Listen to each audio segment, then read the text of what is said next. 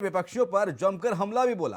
प्रधानमंत्री मोदी ने कहा कि कुछ लोग जिनको देश ने नकार दिया है, जो निराशा के गर्त में डूब चुके हैं, वो आजकल माला जपते हैं और कह रहे हैं कि मोदी तेरी कब रुख देगी। लेकिन देश का कोना कोना कह रहा है मोदी तेरा कमल खिलेगा।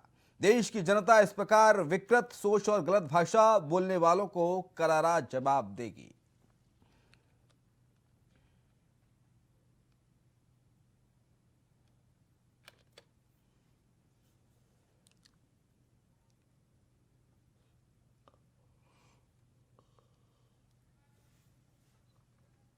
नितिन चौधरी ज्यादा जानकारी के लिए हमारे साथ हमारे सहयोगी इस वक्त न्यूज रूम से सीधे लाइव जुड़ गए हैं। नितिन, सीधे तौर पर आज मेघालय के शिलोंग में प्रधानमंत्री जनसभा को संबोधित कर रहे थे। उन्होंने विपक्ष पर बिना नाम लिए हमला बोला। उन्होंने कहा कि लोग कह रहे हैं कि मोदी तेरी कब्र खुदेगी, लेकिन देश के कोने कोने में जनता कह रही है कि मोदी तेरा कमल खिलेगा। नितिन जी देखिए, बिल्कुल शिवम, जिस तरीके से प्रधानमंत्री मोदी ने आज नागालैंड और मेघालय में चुनावी रैली की थी, उन्होंने जो है विपक्ष पे जम के हमला बोला। उन्होंने साफ साफ यही कहा कि जिस तरीके से कांग्रेस पार्टी ने अब तक जो है मेघालय और नागालैंड के अंदर जो है काम नहीं किए हैं, वहीं भारतीय जनता पार्टी अच्छे अच्छे कार्य कर रही है। तो उस कार्य को देखते हुए आज प्रधानमंत्री मोदी ने एक जनसभा को संबोधित करा। उन्होंने सबके जो है विपक्ष पर हमला बोला। हमले में साफ साफ उन्होंने जो है कांग्रेस को जो है आज निशाना देते हुए कहा कि जिस तरीके से कांग्रेस ने अब तक काम नहीं किया और जिस तरीके से कांग्रेस यहाँ पर अपना दोबारा से भौकाल जमाना चाहती है, लेकिन उसी को देखते प्रधानमंत्री मोदी ने कहा कि जिस तरीके से विपक्ष मुझसे कह रहा है कि मोदी तेरी कबर खुदेगी, तो वहाँ देश के कोने कोने से ये भी कहा जा रहा है कि मोदी अब की बार तुम्हारा कमल खिलेगा। तो उसको देखते भारतीय जनता पार्टी जो है 2017 जो चुनाव आ रहे हैं 27 फरवरी को जो चुनावी वोटिंग होनी है, तो उसको देखते हुए प्रधानमंत्री नरेंद्र मोदी ने आज से जो है जनसभा को संबोधित करना स्टार्ट कर दिया जी।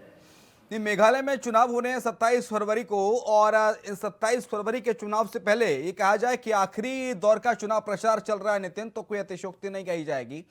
फिलहाल मेघालय के चुनावी मुद्दे कौन कौन से हैं, कौन कौन से वो प्रमुख मुद्दे जो प्रधानमंत्री ने मेघालय में अपनी जनसभा के दौरान उठाए, और कौन कौन सी पार्टियां इस वक्त चुनावी मैदान में हैं, और किसके क्या दावे और वादे? जी देखिए, बिल्कुल जिस तरीके से मेघालय में चुनाव होना है, तो उसको देखते हुए प्रधानमंत्री नरेंद्र मोदी ने आज एक जनसभा को संबोधित किया था। नागालैंड और मेघालय में जो है जनसभा संबोधित की थी। एक जगह रोड शो भी प्रधानमंत्री ने किया था, लेकिन उसी के बाद ही प्रधानमंत्री मोदी ने सबसे पहले वहाँ पर जो युवाओं को नौकरी देने की बात कही है और बेरोजगार लोगों को नौकरी देने की बात कही थी, तो उसको जो है उन्होंने जो अपना घोषणा पत्र पहले ही जारी कर दिया था। मेघालय में पार्टी के राष्ट्रीय अध्यक्ष JP नड्डा ने जो है घोषणा पत्र जारी किया था, लेकिन उसी के बाद ही जैसे जैसे यहाँ पर जो है चुनावों का जो है घमासान मचने लगा, वहीं कांग्रेस की बात की जाए तो कांग्रेस ने भी अपनी कमर कस ली है। तो कांग्रेस को देखते उन्होंने आज सीधा निशाना साधा और कहा कि जिस तरीके से विपक्ष पूरी तरीके से यहाँ पर काम करने में जो है मजबूती नहीं कर रहा है, यदि पहले से वो काम करते तो आज जो है सरकार बना ली जाती। लेकिन उसके बाद भारतीय जनता पार्टी ने अब से अच्छे अच्छे अपने कार्य यहाँ पर किए, अलग अलग उन्होंने अब कार्यों के जो है जिक्र भी किया था और अपने क्षेत्र की जनता को उन्होंने कहा कि जिस तरीके से भारतीय जनता पार्टी की सरकार है, चाहे उत्तर प्रदेश में हो चाहे कोई से भी राज्य में सरकार बनी हो, भारतीय जनता पार्टी की अब तक भारतीय जनता पार्टी ने अच्छे अच्छे कार्य किए। उन्होंने चाहे किसानों की बात किया, किसानों के मुद्दे को लेकर भी बात कही, और साथ ही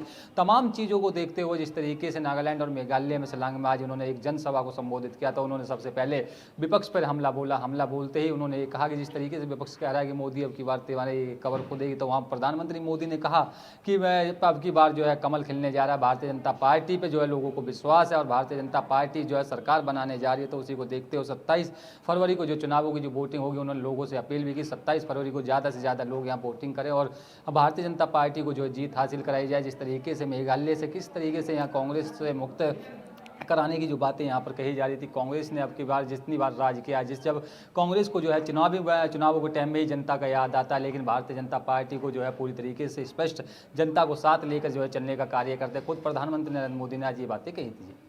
लेकिन इस बार बीजेपी के लिए राहें क्या मुश्किल होने वाली हैं नितिन मेघालय में? क्योंकि पिछली बार कोनराड संगमा की पार्टी से चुनाव लड़ा था, एनपीपी से गठबंधन की सरकार बनी बीजेपी और एनपीपी की गठबंधन की, मुख्यमंत्री बने कोनराड संगमा मेघालय के। लेकिन इस बार ये राहें अलग हैं बीजेपी की। बीजेपी कह रही है कि हम अलग से चुनाव लड़ेंगे, तो क्या माहौल पक्ष में नजर आ रहा है बीजेपी के? जी देखिए, बिल्कुल जिस तरीके से मेघालय के अंदर एक जनसभा को संबोधित किया था, एनसीपी जो पार्टी है वहाँ पर जो है गठबंधन की जो बात यहाँ पर प्रधानमंत्री मोदी ने कहा थी, गठबंधन तो हम लोगों का रहेगा लेकिन साथ हैं। अब की बार जिस तरीके से भारतीय जनता पार्टी अलग से चुनाव लड़े, लेकिन वो गठबंधन के लिए भी तैयार है, क्योंकि कांग्रेस को जो है वो साथ लेकर नहीं चलने की बात कह रहे थे कि जिस तरीके कांग्रेस की यहाँ सरकार है तो कांग्रेस जो है जनता को याद नहीं करती, जनता के वो मुद्दों को याद नहीं करती जिस टाइम जनता को जो है चुनावों के टाइम पे ही कांग्रेस जनता को याद करती है। लेकिन जो गठबंधन की बात यहाँ पर प्रधानमंत्री मोदी कर रहे थे तो उन्होंने साफ कर दिया कि जो हमारा समर्थन है वो उसके साथ में रहेगा और गठबंधन की भी हम जाए जरूरत पड़े तो गठबंधन को करने के लिए खुद वो तैयार हैं। और कहा कि यानी कोनराड संगमा की एनपीपी की इस पार्टी से बीजेपी मेघालय के चुनाव में गठबंधन करने के लिए तैयार है, आप कह रहे हैं? जी देखिए, बिल्कुल जिस तरीके से जो है यहाँ पर एनडीपी जो यहाँ पर बात की जाए मेघालय के अंदर तो वो जो है गठबंधन की जो आज ठीक है, बहुत शुक्रिया आपका नितिन तमाम सारी जानकारी को साझा करने के लिए। समाजवादी पार्टी के राष्ट्रीय अध्यक्ष अखिलेश यादव शुक्रवार को नोएडा पहुंचे। यहां उन्होंने राजपाल सिंह यादव की प्रतिमा का अनावरण किया और एक जनसभा को भी संबोधित किया। जातीय जनगणना को लेकर बोलते हुए अखिलेश यादव ने कहा कि जातीय जनगणना होनी चाहिए। अगर बीजेपी इस बात को कहती है कि सबका साथ, सबका विकास और सबका विश्वास, तो कम से कम हर जाति में विश्वास पैदा हो कि उनको भी योजना से जोड़ा गया है। वहीं सपा के राष्ट्रीय अध्यक्ष ने कहा कि जाति जनगणना पर छुट भइये नेता ना बोलें, इस पर सिर्फ पीएम और सीएम बोलें। वहां अखिलेश ने इस दौरान संजय निषाद और आशीष पटेल को छुट भइये नेता कहा। नोएडा पहुंचे अखिलेश यादव और जमकर जाति जनगणना के मुद्दे को लेकर बीजेपी को घेरते हुए नजर आए। प्रियम पाठक जुड़ गए हमारे साथ, हमारे सहयोगी इस वक्त सीधे लाइव लखनऊ से। प्रियम का रुख कर लेते हैं। प्रियम, जातीय जनगणना का मुद्दा एक बार उत्तर प्रदेश की सियासत में गूंज रहा है, और क्या ये मान के चला ये मुद्दा चुनावी है या वाकई में जनता हितैषी बनने की प्रयास कर रही हैं अलग अलग पॉलिटिकल पार्टियां? देखिए, बिल्कुल इस समय कह सकते हैं राजनीति के केंद्र में पिछड़े वर्ग के मतदाता हैं। और इसी लेकर आप देखें तो एक तरफ जहां स्वामी प्रसाद मौर्य हैं वो रामचरितमानस की चौपाइयों को लेकर आए और उन्होंने कहीं ना कहीं पिछड़े वर्ग को लेकर राजनीति करते हुए नजर आए, और उनका कहीं ना कहीं शांत तरीके से या कह सकते हैं कि पीछे से समर्थन करती हुई समाजवादी पार्टी और अखिलेश यादव भी नजर आए। और जिस जाति जनगणना की अगर बात की जाए तो लंबे समय से समाजवादी पार्टी इसकी मांग करती रही है, चुनाव से पहले भी और अब चुनाव में भी, कि सरकार को प्रदेश के अंदर जाति जनगणना करानी चाहिए और इसके जरिए कहीं ना कहीं पिछड़े वर्ग के मतदाताओं को साधने का प्रयास समाजवादी पार्टी की तरफ से किया जा रहा है। चूंकि तकरीबन उत्तर प्रदेश के अंदर अगर आप बात करें तो 52% से अधिक जो पिछड़े वर्ग के मतदाता हैं जो कहीं ना कहीं काफी सीटों पर सीधे तौर पर चुनाव के नतीजों को प्रभावित करते हैं, तो समाजवादी पार्टी इसके जरिए उनको अपने खेमे में करने का प्रयास कर रही है ताकि आने वाले समय में जो लोकसभा का चुनाव होगा उसमें बेहतर उपाय जो है वो किया जा सके और कहीं ना कहीं उसी के जरिए जो है 80 में से जो सीटें हैं ज्यादा से ज्यादा वो अपने खेमे में की जाए। हालांकि मौजूदा वक्त में बात करें तो जातीय जनगणना के मसले को लेकर भारतीय जनता पार्टी खुद को किनारे करते हुए नजर आ रही है और उसने खुद इस बात पे इस मुद्दे पर बोलने से मना किया हुआ है। उसके प्रवक्ताओं को, पैनलिस्ट को मना किया गया हुआ है कि वो जाति जनगणना के मुद्दों पर डिबेट पे नहीं शामिल होंगे, वो कोई बयान नहीं देंगे। और एक तरफ जहां समाजवादी पार्टी है वो लगातार इस बात को लेकर मांग कर रही है कि जाति जनगणना प्रदेश के अंदर होनी चाहिए। कल सदन के अंदर जब बतौर नेता प्रतिपक्ष के तौर पर अखिलेश यादव सदन में बोल रहे थे, 1 घंटे तक उनका अभिभाषण चला और उस 1 घंटे के भाषण में उन्होंने सभी मुद्दों को उठाया, महंगाई को लेकर, बेरोजगारी को लेकर, कानून व्यवस्था को लेकर, और उसमें सबसे प्रमुख तरीके से अगर उन्होंने उठाया तो वो था जाति जनगणना के मुद्दे को लेकर, जिस पर उन्होंने अन्य दलों के जो नेता हैं जो पिछड़े वर्ग के मतदाताओं की राजनीति करते हैं, चाहे वो संजय निषाद हो चाहे फिर ओम प्रकाश राजभर, उनसे भी सदन के अंदर ही सवाल किया कि क्या आप ये चाहते हैं कि नहीं चाहते। तो कहीं ना कहीं पिछड़े वर्ग के जो मतदाता हैं उनको लेकर अब राजनीति उत्तर प्रदेश के अंदर हो रही है और उसी के चलते कह सकते हैं 2024 के चुनाव से पहले पिछड़े वर्ग के मतदाताओं को साधने का प्रयास समाजवादी पार्टी की तरफ से किया जा रहा है, जिसके जरिए कहीं ना कहीं समाजवादी पार्टी चाहती है कि 2024 के चुनाव में जो पिछड़े वर्ग के मतदाता हैं उनको अपने खेमे में किया जाए ताकि आने वाले चुनाव के जो नतीजे हैं वो उसके फेवर में आए और कहीं ना कहीं इसका साफ तौर पर उसको राजनीतिक फायदा मिले। लेकिन ये जो मुद्दा है जातीय जनगणना का, प्रियम, लग रहा है मतलब 24 तक चलने वाला है फुल मूड में समाजवादी पार्टी, और सबसे प्रमुख मुद्दा देखिए कहीं ना कहीं इस मुद्दे को 2022 के चुनाव में भी जो है समाजवादी पार्टी ने इसको उठाने का पूरा प्रयास किया था और उसको भी उठाया भी था। और एक बार फिर जब चुनाव की दहलीज पर कह सकते हैं पूरा देश से जब लोकसभा का चुनाव होना है, सबसे अधिक 80 लोकसभा की सीटें उत्तर प्रदेश के अंदर है, तो ऐसे में काफी हद तक जो है सभी राजनीतिक पार्टियां जानती हैं कि उत्तर प्रदेश की भूमिका काफी अहम रहेगी दिल्ली के दशा और दिशा को तय करने के लिए। इसीलिए सभी का नजर जो है वो उत्तर प्रदेश में है और समाजवादी पार्टी कहीं ना कहीं मुख्य विपक्षी पार्टी के तौर पर है। ऐसे में वो चाहती है कि ज्यादा से ज्यादा सीटें लाई जा सके। 2019 और 2014 के जो चुनाव हुए थे उसमें हार के क्या कारण है, इसको लेकर भी पार्टी में कई तरीके से मंथन किया गया है और उसमें हार के कारणों का पता लगाया गया है और जीत के लिए क्या मंत्र हो सकता है इसको लेकर भी मंथन किया गया है। और उसी के चलते कह सकते हैं साफ तौर पर अभी फिलहाल मौजूदा वक्त की जो स्थितियां दिख रही हैं उसके हिसाब से 24 के चुनाव के लिहाज से ही जातीय जनगणना और रामचरितमानस के मुद्दे को उठाया गया है। ठीक है, बहुत शुक्रिया आपका प्रियम तमाम सारी जानकारी को साझा करने के लिए। महाराष्ट्र के पूर्व राज्यपाल भगत सिंह कोश्यारी के राज्यपाल पद और भारतीय जनता पार्टी की सदस्यता से इस्तीफा देने के बाद कई तरह के कयास लगाए जा रहे थे, जिन पर विराम लगाते हुए भगत सिंह कोश्यारी ने आज मीडिया कर्मियों के सामने खुलकर अपनी बात रखी। आज मीडिया कर्मियों से बात करते हुए पूर्व राज्यपाल ने सभी संभावनाओं को दरकिनार करते हुए कहा कि वो सक्रिय राजनीति से 2 महीने पहले ही बहुत दूर हो चुके हैं और उन्हें किसी भी तरह के पद की लालसा नहीं है।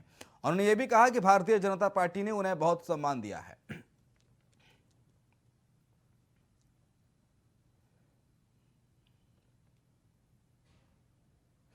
अभय केंतुरा ज्यादा जानकारी के लिए हमारे साथ हमारे सहयोगी इस वक्त राजधानी देहरादून से लाइव जुड़ गए हैं। अभय, भगत सिंह कोश्यारी प्रेस कॉन्फ्रेंस करके साफ कर चुके हैं कि उन्हें ना तो कोई उनकी राजनीतिक महत्वाकांक्षा है ना राजनीतिक लालसा है।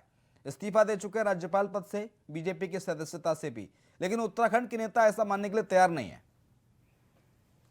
बिल्कुल, ये इसलिए भी समझा जा सकता है क्योंकि उत्तराखंड में भगत सिंह कोश्यारी की एक बहुत बड़ी फैन फॉलोइंग यहाँ पर है, चाहे बीजेपी के अंदर हो या फिर उन कुमाऊं के भीतर, जहां से वो छोटे कस्बे से ही एक बड़े राजनेता के रूप में उभर कर सामने आए थे और आज राष्ट्रीय परिवेश तक वो इस राजनीति में पहुंचे। वहां पर उनकी फैन फॉलोइंग सबसे ज्यादा है। ऐसे में उनका सक्रिय राजनीति से दूर रह पाना पार्टी के कार्यकर्ताओं को या फिर जो उनके समर्थक हैं उनको पच नहीं रहा है या उनको रास नहीं आ पा रहा है। यही वजह है कि लगातार यही कयास उठ रहे हैं कि सक्रिय राजनीति से दूर हो चुके भगत सिंह कोश्यारी जल्द ही वापस सक्रिय राजनीति में आ सकते हैं। अगर उनको पार्टी स्तर पर कोई बड़ा पद यहाँ पर दिया जाता है या बड़ा कुछ ऐसा जिम्मेदारी पार्टी के भीतर उनको दी जाती है तो फिर उसको निभाते हुए नजर आएंगे। आज ये कह सकता है कि पूर्व राज्यपाल भगत सिंह कोश्यारी ने साफ तौर पर इन सब कयासों पर विराम लगाते हुए कहा है कि वो सक्रिय राजनीति में किसी भी प्रकार से अब आना नहीं चाहेंगे। उनकी जो इच्छा है, यानी जिस संकल्प के साथ उन्होंने राजनीति को ज्वाइन किया था, राजनीति में आने का जो उनका संकल्प था कि उत्तराखंड राज्य आत्मनिर्भर बन सके, उस आत्मनिर्भर राज्य को बनाने के लिए वो लगातार आगे प्रयास करते रहेंगे। इस मुहिम में जो भी उनके साथ कोई आना चाहता है वो उस मुहिम में उनका वो स्वागत करते हैं और इस राज्य को आत्मनिर्भर बनाने के लिए, राज्य के विकास पर सहयोग देने के लिए वो सभी के साथ मिलकर काम करने के लिए तैयार है। लेकिन अभय, ये समझ में नहीं आता कि चलिए पूर्व मुख्यमंत्री भी रहे हैं उत्तराखंड के, राज्यपाल भी थे और बीजेपी ने उन्हें राज्यपाल बनाया था और ऐसे में बीजेपी की प्राथमिक सदस्यता से उन्होंने इस्तीफा दे दिया। यानी कि चलिए सदस्यता से इस्तीफा नहीं देते लेकिन बोल देते कि मैं चुनाव नहीं लड़ूंगा, चुनाव लड़ने की कोई इच्छा नहीं है, कोई बहुत बड़ी पॉलिटिकल महत्वाकांक्षा उनकी नहीं है, मेरी नहीं है, ये बात कह सकते थे। लेकिन बीजेपी की सदस्यता से इस्तीफा देना है किस ओर इशारा कर रहा है? बिल्कुल, ये सीधे तौर पर इस बात की ओर इशारा कर रहा है कि वो जो अपनी इच्छा प्रधानमंत्री के सामने जाहिर कर चुके हैं हाँ। कि अब वो सक्रिय राजनीति से अपनी संन्यास लेना चाहते हैं। उनका जो पठन पाठन या अध्ययन का जो काम है जिसमें उनकी अभिरुचि यहाँ पर है वो उस दिशा में आगे जाना चाहते हैं। तो उसी वजह से उन्होंने ये कह सकते हैं कि पार्टी की सक्रिय सदस्यता से भी अपना इस्तीफा यहाँ पर दिया है। लेकिन उत्तराखंड में जो कद उनका है, जिस प्रकार से उनका राजनीतिक अनुभव यहाँ पर है, तो उसमें यह समझा जा सकता है कि वो ज्यादा दिन तक राजनीति से दूर रहने वालों में नहीं कहे जा सकते।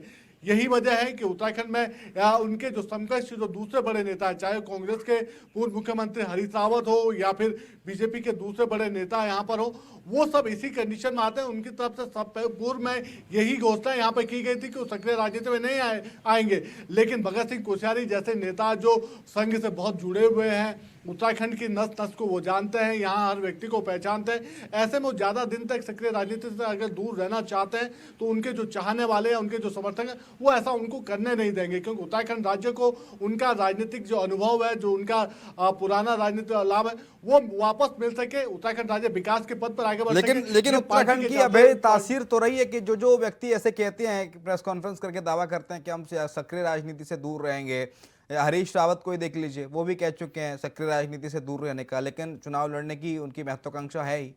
तो भगत दा कह रहे हैं कि अब सक्रिय राजनीति में नहीं रहेंगे, पठन पाठन का काम करेंगे, तो फिर उत्तराखंड की जनता या फिर मीडिया कैसे इस चीज पर यकीन करे? बिल्कुल यकीन करना इस समय एक ये कह सकते हैं कि आश्चर्यजनक यहाँ पर हो सकता है। हाँ। क्योंकि सबसे बड़ा सवाल यही कि अगर वो उत्तराखंड के विकास की बात कर रहे हैं, उत्तराखंड में जो पलायन जो सबसे बड़ा चिंता का विषय रहा, अगर उसको खत्म करने की बात वो अगर करते हैं, उत्तराखंड के जो गैर आबाद जो गांव हैं उन गांवों को फिर से बसाने की अगर वो बात करें, तो ये सब चीजें तभी संभव हो पाती है जब व्यक्ति राजनीति में यहाँ पर रहे, किसी पद पर बैठकर वो उन सब चीजों का काम यहाँ पर करे, कोई बड़ी जिम्मेदारी उसके पास हो जिस जिम्मेदारी का वो निर्वहन करे और इन सब संकल्पों को पूरा करे। तो यही सब चीजें हैं जिसके उम्मीद अभी भी लोगों में लगाए बैठे हैं कि ठीक है भगत सिंह अभय, बहुत वापस शुक्रिया आपका सक्रिय तमाम सारी जानकारी को साझा करने के लिए। और अगली खबर का रुख कर लेते हैं। दिल्ली नगर निगम की स्थायी समिति के सदस्यों के चुनाव कराने के लिए हुई वोटिंग अब खत्म हो गई है। एमसीडी के लिए कुल 250 में से 242 पार्षदों ने वोट डाले, जबकि कांग्रेस के 8 पार्षदों ने वोटिंग में हिस्सा नहीं लिया। वोटिंग खत्म होने के बाद 10 मिनट के लिए पार्षदों को लंच ब्रेक का वक्त दिया गया। स्थायी समिति सदस्यों का चुनाव संपन्न हो गया है। 8 पार्षदों ने वोटिंग में हिस्सा नहीं लिया। हालांकि आप आदमी पार्टी कह रही है कि इसमें क्रॉस वोटिंग हुई है, क्रॉस वोटिंग का दावा आपने किया है।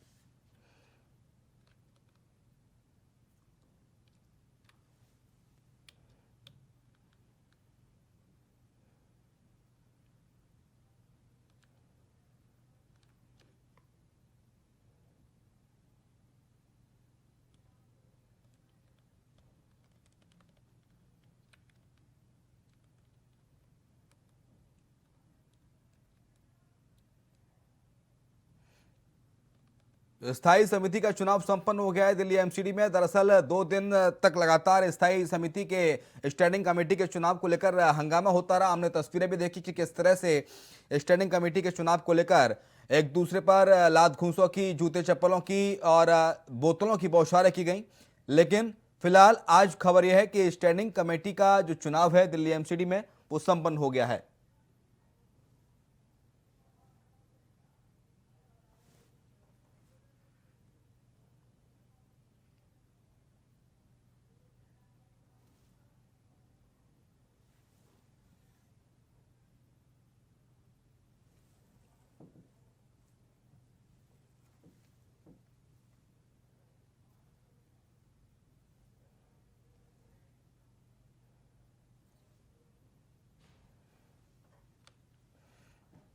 दिनकर जुड़ गया हमारे साथ, हमारे सहयोगी सीधे न्यूज रूम से। दिनकर का रुख कर लेते हैं। 8 पार्षदों ने हिस्सा नहीं लिया, दिनकर कांग्रेस के, लेकिन स्टैंडिंग कमेटी का चुनाव संपन्न हो गया। 2 दिन से हमने देखा दिनकर किस तरह की तस्वीरें सामने आ रही थी, बोतलें फिक रही थी, सेब टमाटर फिक रहे थे, सब्जी मंडी बना रखा था सिविक सेंटर को। जी शिवम, सबसे पहले अपने दर्शकों को बता दें कि आखिर 2 दिन के बाद भारी हंगामे के बाद आज मेयर के स्टैंडिंग कमेटी का चुनाव कंप्लीट हो गया। बता दें कि आज सुबह ये जो चुनाव हुआ वो बिल्कुल अलग हुआ। एक तरफ जहां बीजेपी ने कल आरोप लगाया था कि सदन में पार्षद मोबाइल फ़ोन लेकर आए थे, तो वहीं आज मेयर शैली ओब्राय ने मोबाइल फ़ोन को बैन किया, पार्षद आए और वोटिंग किए। वहीं आपको बता दें कि आज वोटिंग से पहले एक पार्षद पवन सहरावत, जिन्होंने आम आदमी पार्टी को छोड़कर बीजेपी का दामन थाम लिया, जब वो वोटिंग करने के लिए सदन में जाते हैं तो गद्दार गद्दार के नारे लगते हैं। मतलब हंगामा कमोवेश आज भी जारी रहा, कल की तरह ही आज भी होता रहा। तो वहीं पवन सहरावत का सिद्धू मूसेवाला स्टाइल भी देखने को मिला, जहां उन्होंने वोटिंग करने के बाद मूसेवाला स्टाइल में अपना हाथ हिलाया। बता दें आपको कि वोटिंग कंप्लीट हो चुकी है। 250 में से 242 पार्षदों ने वोट किया है, जिसमें से आम आदमी पार्टी का दावा है कि उसे 138 वोट मिले हैं, यानी कि 134 पार्षद उनके थे, एक उसमें से आज बीजेपी में चले गए, यानी 133। तो 5 पार्षद का क्रॉस वोटिंग का आम आदमी पार्टी ने दावा किया है। फिलहाल अपडेट आपको बता दूं कि काउंटिंग जारी है। काउंटिंग के बीच बवाल भी एक तरफ जारी है। एक तरफ बीजेपी के पार्षदों का लगातार हंगामा जारी है। वो कह रहे हैं कि मेयर तेरी तानाशाही नहीं चलेगी। उनका कहना है कि जो वोटिंग हो रही है उसमें धांधली हो रही है, एक वोट को अब मान्य घोषित कर दिया गया है। देखिए जो दिनकर जो क्रॉस वोटिंग हुई है, ये जो क्रॉस वोटिंग है वो आम आदमी पार्टी के पक्ष में हुई है। जी, आम आदमी पार्टी के पक्ष में हुई है, क्योंकि आम आदमी पार्टी के अगर हम पार्षदों की संख्या को देखें तो वो 138 थी, 134 थी, जिसमें से एक आज बीजेपी में चले गए, हाँ। यानी 133। और आम आदमी पार्टी के सौरभ भारद्वाज जो विधायक हैं और प्रवक्ता हैं, उन्होंने ट्वीट कर ये जताया है कि उनको 5 वोट एक्स्ट्रा मिले हैं, यानी बीजेपी के पार्षदों ने ठीक है, 5 लेकिन वोट इसके दिए साथ हैं। साथ जो एक पार्षद हैं, आप बता रहे हैं कि आम आदमी पार्टी छोड़कर वो पवन शेरावत। पवन शेरावत बीजेपी का दामन उन्होंने थामा, तो इस तरह के उनके कुछ बयान भी आया था कि वो आरोप लगा रहे हैं आम आदमी पार्टी पर, आम आदमी पार्टी के अंदर सब कुछ ठीक ठाक नहीं है और यहाँ पर पैसे के लेन देन को लेकर कुछ इस तरह के आरोप भी उन्होंने लगाए। पवन शेरावत ने आज बयान दिया, उन्होंने कहा कि जो सदन में जो हंगामा चल रहा था वो आपकी तरफ से जानबूझकर किया जा रहा था। अब वो इनका जो बयान है वो स्टैंड बदलने के बाद ये सामने आ रहा है, या फिर यही असलियत है, ये जांच की विषय है शिवम, क्योंकि जब अक्सर नेता अपना पार्टी बदलते हैं तो उनके बयान बदलने लग जाते हैं। खैर दिनकर, ये सियासत है और सियासत में सब कुछ मुमकिन हो सकता है। बहुत शुक्रिया आपका तमाम सारी जानकारी को साझा करने के लिए। अगली खबर का रुख कर लेते हैं। छत्तीसगढ़ की राजधानी रायपुर में कांग्रेस का 85वां राष्ट्रीय अधिवेशन हो रहा है। अधिवेशन में देश भर से कांग्रेस नेता शामिल हुए हैं। सोनिया गांधी और राहुल गांधी भी रायपुर पहुंच गए हैं। वहीं महाधिवेशन के पहले दिन आज शुक्रवार को पार्टी ने अहम फैसला लिया, जिसके तहत यह तय किया गया है कि कांग्रेस यानी कि कार्य समिति CWC कांग्रेस कार्य समिति के लिए चुनाव नहीं कराया जाएगा और अध्यक्ष ही समिति के सदस्यों को मनोनीत कर सकते हैं। बता दें कि आपको बता दें कि बैठक में कांग्रेस अध्यक्ष खड़गे ने कहा कि ये अधिवेशन इस लिहाज से खास है कि आज से करीब 100 साल पहले 1924 में महात्मा गांधी भारतीय राष्ट्रीय कांग्रेस के अध्यक्ष चुने गए थे और तब यह अधिवेशन मेरे गृह राज्य कर्नाटक के बेलगांव में हुआ था। उन्होंने कम समय में कांग्रेस को गरीब, कमजोर तबकों, गांव देहात और नौजवानों को एक साथ जोड़कर एक आंदोलन बना दिया था। तो कांग्रेस का 85वां राष्ट्रीय महाधिवेशन हो रहा है राजधानी रायपुर में।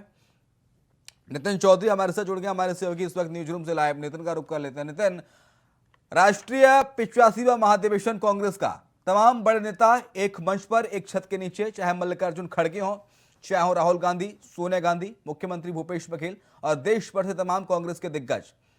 महाधिवेशन से महामंथन और मंथन से अमृत निकलेगा और यह अमृत क्या 2024 में काम आ पाएगा नितिन? जी देखिए शिवम, बिल्कुल 85वां अधिवेशन जो है आज छत्तीसगढ़ के रायपुर में चल रहा है, जहां पर पार्टी के राष्ट्रीय अध्यक्ष, तमाम जो है बड़े बड़े दिग्गज नेता यहाँ पहुंचे। राहुल गांधी हो, प्रियंका गांधी और सोनिया गांधी खुद इसे एक स्टेज पर नजर आ रहे हैं। जिस तरीके से अधिवेशन जो है यहाँ पर किया जा रहा है, चाहे 2024 की बात की जाए कि 2024 को देखते हुए जो चुनावों की नज़दीकियाँ यहाँ बढ़ रही हैं, उन चुनावों में किस तरीके से कांग्रेस जो है जीत हासिल करे, तो उस कांग्रेस ने पूरी तरीके से मूल मंत्र जो है अब स्टार्ट कर दिया है। 3 दिन का जो है अधिवेशन बताया जा रहा है कि 3 दिन का अधिवेशन यहाँ कांग्रेस का रायपुर में चलने वाला है। तो उसी में जो है कांग्रेस के तमाम बड़े बड़े जो नेता हैं वो खुद स्टेज पर नजर आए। जी लेकिन एक महत्वपूर्ण फैसला इस दौरान आज हुआ है Nitin. CWC Congress working committee का चुनाव नहीं होगा, कांग्रेस अध्यक्ष को पावर रहेगी कहां किसे नियुक्त करना है। जी देखिए, बिल्कुल जिस तरीके से जो कांग्रेस के जो अध्यक्ष हैं उनका जो है उन्होंने अपना साफ कर दिया है कि कोई चुनाव जो है नहीं होगा, तो उसको देखते कांग्रेस के अध्यक्ष ही जो करेंगे। जिस तरीके से जो है तमाम जिसकी जो है तय करा जाएगा, किसको क्या बनाया जाएगा, तो उसमें जो है कांग्रेस के खुद पार्टी के राष्ट्रीय अध्यक्ष इस बात को लेकर तय करेंगे। जिस तरीके से यहाँ पर चुनाव कराया जाता था PWD का, तो उस पर जो है तमाम जो है कांग्रेस के तमाम जो नेता हैं या पार्टी के अध्यक्ष है वो खुद इस बात को तय करेंगे। वही लोगों को चुना जाएगा कि आखिरकार वो किसको बनाना चाहते हैं। जो अच्छा कर्मठ कर्मचारी नजर आएगा, या चाहे कांग्रेस का जो कद्दावर नेता हो, जो पुराने नेताओं में से कुछ लोग यहाँ पर जो है अभी घमासान मचना देखने को मिल रहा था। क्योंकि चाहे राजस्थान की बात की जाए तो राजस्थान में जो है अशोक गहलोत और सचिन पायलट के बीच में जो है फाइटिंग देखने को मिल रही है। क्योंकि जब से वो कांग्रेस की सरकार राजस्थान में बनी है, तो राजस्थान के अंदर अब से अब तक जो है घमासान देखने को मिल रहा है। क्योंकि जो मुख्यमंत्री की कुर्सी को लेकर ये बवाल दोनों तरफ से चल रहा है। चाहे अशोक गहलोत अपनी कुर्सी बचाने में लग रहे हैं, चाहे सचिन पायलट पूरी तरीके से अपना बयानबाजियों में लगे हुए हैं। सचिन पायलट का कहना है कि जिस तरीके से जो है औला कमान जो दिशा निर्देश देगा 2024 में भी जो है सरकार बनानी है, उसको देखते हुए जो है मंथन शुरू किया जाएगा और तमाम बड़े बड़े मुद्दों को लेते हुए आज अधिवेशन जो हो रहा है इसमें मूल मंत्र भी दिए जाएंगे। ये पिछले 1 साल की अगर बात करें नितिन, तो पिछले 1 साल में ही कांग्रेस पार्टी का दूसरा सबसे बड़ा ये अधिवेशन कहें, इसे एक बड़ा कार्यक्रम कहें। और मल्लिकार्जुन खड़गे के राष्ट्रीय अध्यक्ष बनने के बाद शायद पहला ये कोई कार्यक्रम है जो छत्तीसगढ़ की राजधानी रायपुर में किया जा रहा है। उससे पहले उदयपुर में चिंतन शिविर हुआ और चिंतन शिविर में डिसीजन लिया गया कि भाई राहुल गांधी को अपनी इमेज को बूस्ट करना है, उसके लिए भारत जोड़ो यात्रा निकाली जाएगी। और इस महाधिवेशन में किस रणनीति पर चर्चा फिलहाल चल रही है, क्या रणनीति आगे आने वाले समय में कांग्रेस पार्टी की रहने वाली है, साथ ही मंथन इस बात को लेकर भी हो रहा है कि विपक्ष को एकजुट करने के लिए क्या नेतृत्व कांग्रेस ही करेगी। जी देखिए, बिल्कुल जिस तरीके से एक साल पहले भी अधिवेशन यहाँ पर कराया गया था, लेकिन अब की बार जो चिंदर शिविर हुआ था तो उसमें भी जो एक साल पहले हुआ था, लेकिन अब की बार जो अधिवेशन हो रहा है 85वां अधिवेशन बताया जा रहा है कि इसमें जो तमाम कांग्रेस के बड़े बड़े नेता है इस अधिवेशन में पहुँच रहे। 15,000 से ज़्यादा की संख्या में यहाँ पर लोग पहुँच रहे हैं, क्योंकि रायपुर में एक जगह चिन्हित की गई थी जिसमें कांग्रेस जो है पूरी तरीके से 2024 की रणनीति को बनाने की तैयारी करी है, क्योंकि विपक्ष जो है पूरी एक साथ जो है जुट होने की बात यहाँ पर कहीं ना कहीं लग रही है कि इस तरीके से विपक्ष जुट होगा। और जिस तरीके से भारतीय जनता पार्टी को जो है बात की जा रही है कि भारतीय जनता पार्टी को किस तरीके से हराया जाए, तो उसी को देखते हुए विपक्ष एकजुट है। लेकिन बात की यहाँ कांग्रेस की करें तो कांग्रेस जो है पूरी तरीके से जहाँ जहाँ कमजोर नजर आ रही है, चाहे उत्तर प्रदेश हो या कोई सा भी राज्य नजर आता हो, तो उस राज्य से कांग्रेस जो है काफी कमजोर नजर आ रही है। तो उसमें जो है तमाम पार्टी के जो कांग्रेस ठीक है, बहुत शुक्रिया आपका तमाम सारी जानकारी को साझा करने के लिए। और इसी के साथ हमारी इस खास पेशकश 5 शहर 5 खबर में इतना ही। खबरें लगातार जारी हैं।